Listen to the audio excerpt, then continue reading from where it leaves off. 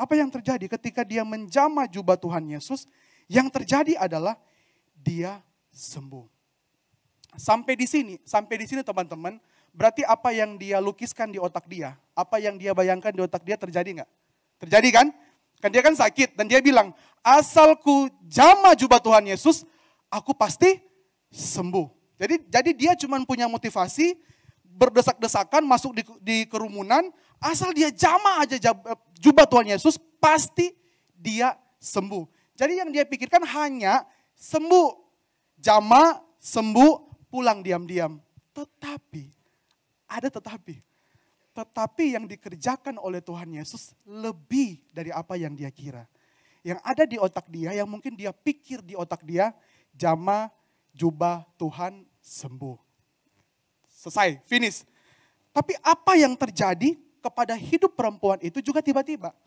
Teman-teman, waktu dia jamah jubah Tuhan Yesus, apa yang dia tidak pernah kira dan apa yang tidak pernah dia bayangkan, itu terjadi.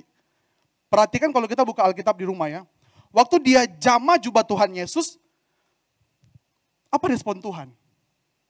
Respon Tuhan seolah-olah cari gara-gara. Ya enggak sih? Bisa pergi melanjutkan dia punya misi untuk menyembuhkan orang lain. Tapi dia memberhentikan dirinya untuk tanya siapa yang jamah. Di depan banyak sekali orang. Dan saya yakin perempuan itu pasti seperti apa yang Alkitab bilang. Dia tersungkur, dia gemetar, dia takut. Kenapa? Karena dia cari gara-gara dia keluar rumah. Iya kan? Pasti udah ada yang siap-siap mau lempar batu. Dasar perempuan gila. Kenapa keluar rumah? Pasti mungkin ada yang sudah siap-siap mau arak dia, tarik di hadapan imam-imam karena perempuan ini sudah lancang mengotori atau menajiskan semua orang di saat itu. Pasti ya, pasti. Pasti ada orang-orang yang mungkin sudah teriak, najis, najis, najis. Pasti ada orang-orang yang mungkin sudah marah, sudah mengutuki dia. Pasti. Tapi apa yang terjadi? Apa yang terjadi? Apakah Tuhan ikut marah?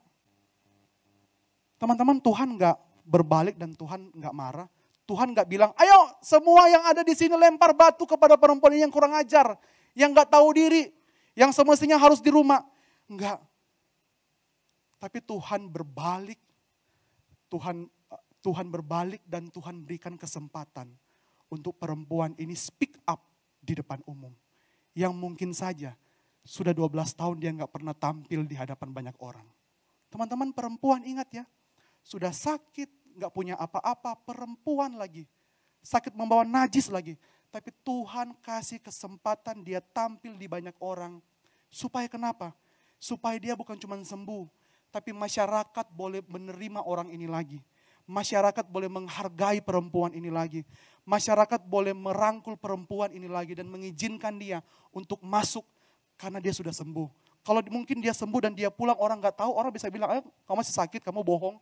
Tapi karena yang bilang ini Tuhan Yesus, pribadi yang sudah sangat terkenal dan orang percaya pada waktu itu, dan kasih kesempatan kepada perempuan untuk bicara, waduh, spesial gak?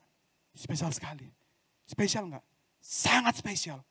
Itu sangat-sangat saya yakin tidak terlukiskan oleh perempuan ini. Saya yakin kalau kita jadi perempuan ini, mungkin kita pulang rumah kita gak tidur 1 minggu. Kenapa? Karena saking, aduh Tuhan makasih banget ya.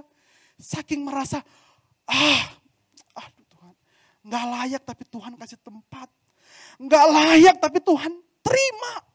Gak layak tapi Tuhan kasih posisi untuk aku kembali lagi ke dalam masyarakat. Dan tentu apa yang selama ini membelenggu dia, membuat dia merdeka karena dia sembuh. Dia boleh kembali lagi kerja, boleh kembali lagi ke bait Allah, boleh kembali lagi melakukan berbagai macam aktivitas. Tapi selain daripada itu, teman-teman kalau lihat perempuan ini, motivasi perempuan ini untuk datang ke Tuhan sebenarnya egois. Cuman mau datang agar kepentingan dia sembuh. Tetapi di dalam motivasi yang salah itu, Tuhan Yesus tetap menerima. Bahkan mau mengasihi perempuan ini, itu karena dia Allah yang kasih setianya. Sangat besar, ineffable, tidak terlukiskan kepada kondisi manusia berdosa. Ada amin gak buat kita? Amin ya. Ini loh Tuhan kerjakan buat kita. Kita hanya pikir satu, tapi Tuhan kerjakan banyak hal buat kita. Makanya ada pujian bilang kan, apa yang tak pernah dilihat mata, yang tak pernah didengar telinga, itu yang Tuhan sediakan buat kita. Perempuan ini cuma pikir sembuh, egois.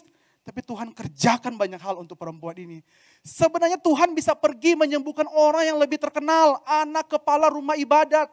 Bisa aja Tuhan biarkan, gak sembuhkan. Tuhan bilang, perempuan gak jelas, hempaskan. Tapi Tuhan memberhentikan dirinya untuk melihat perempuan yang sangat-sangat tidak layak. Dan Tuhan kasih waktunya untuk boleh merangkul perempuan ini.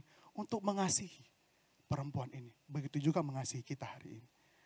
Maka ini yang tema kita hari ini angkat. Tidak terlukiskan. Yang Tuhan kerjakan bagi orang-orang yang membutuhkan kasih Tuhan. Bagi kita hari ini yang hadir di ulang tahun kita hari ini.